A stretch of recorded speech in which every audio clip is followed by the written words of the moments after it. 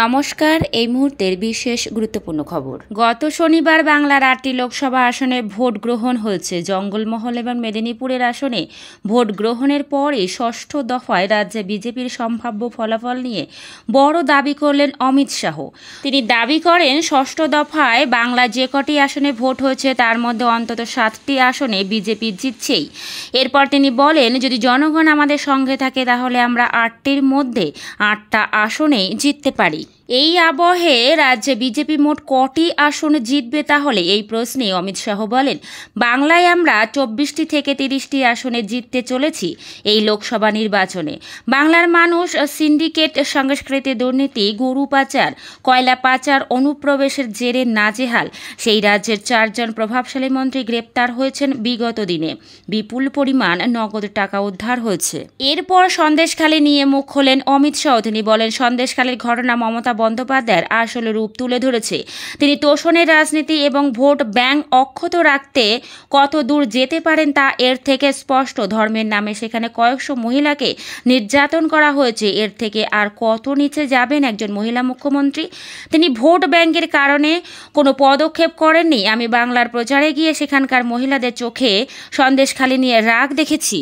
এদিকে সম্প্রতি হাইকোর্টের রায়ে 2010 থেকে বাংলায় ইস্যু হওয়ায় সকল ওবিসি সার্টিফিকেট বাতিল হওয়া প্রসঙ্গেও মুখ খোলেন তিনি দাবি করেন, তারা সব মুসলিমকে সংরক্ষণের আওতায় আনতে চান। বাংলায় মুসলিমদের প্রায় 180টি শ্রেণী রয়েছে, তাদের মধ্যে একটি শ্রেণী আগেই ওবিসি আওতাভুক্ত ছিল। তবে মমতা বন্দ্যোপাধ্যায়ের সরকার আরও 179টি শ্রেণীকে ওবিসি সংরক্ষণের আওতায় নিয়ে আসেন। এই কারণেই হাইকোর্ট এটা বন্ধ করেছে। অসাংবিধানিকভাবে পেছনের দরজা দিয়ে এই সব সংরক্ষণ দেওয়া হয়েছে।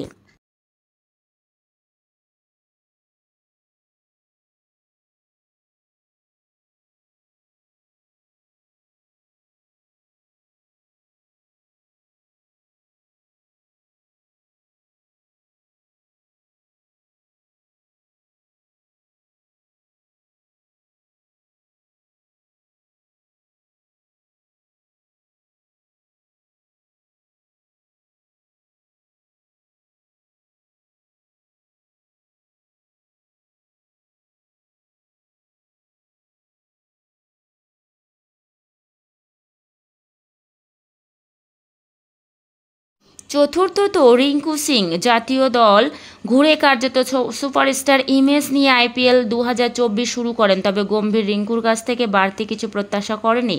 এক্ষেত্রে রিঙ্কুকে কোন জায়গায় দলের দরকার সেটা উপলব্ধি করেন গৌতম। সেই মতো ফিনিশারের ভূমিকায় অল্প সময়ের জন্য তাকে কাজে লাগান। রিঙ্কুর ব্যক্তিগত ক্যারিয়ারের পক্ষে এটা মোটেও ভালো বিষয় নয়। তবে KKR-এর ভালোর জন্য গম্ভীর কোনো কিছুর সঙ্গে আপোষ করতে রাজি হননি। অন্য যে কোনো দল রিঙ্কুকে আরও বেশি করে ব্যবহার করতে চাইতো। সর্বোপরি স্কোয়াডে মনীষ পাণ্ডের মতো অভিজ্ঞ ভারতীয় ক্রিকেটার থাকলে তাকে প্রথম একাদশে রাখার পথেই হাঁটত গম্ভীর। ক্ষেত্রে মনীষের থেকেও অগ্রাধিকার দেন অক্রিশ, রঘুবংশী, রমনদীপ সিংদের। নীতিশ রানা চোট পেলেও তার বিকল্প হিসেবে মনীষের কথা ভাবেননি গম্ভীর। রঘুবংশী, রমনদীপ KKR-এর সার্বিক পারফরম্যান্সে ইতিবাচক প্রভাব রাখেন। তাছাড়া ভালো খেলা সত্ত্বেও রঘুবংশীকে সরিয়ে পুনরায় ফিট হয়ে যাওয়া নীতিশ রানাকে প্লেয়িং 11-এ ফেরাতেও কুণ্ঠাবোধ করেননি গৌতম।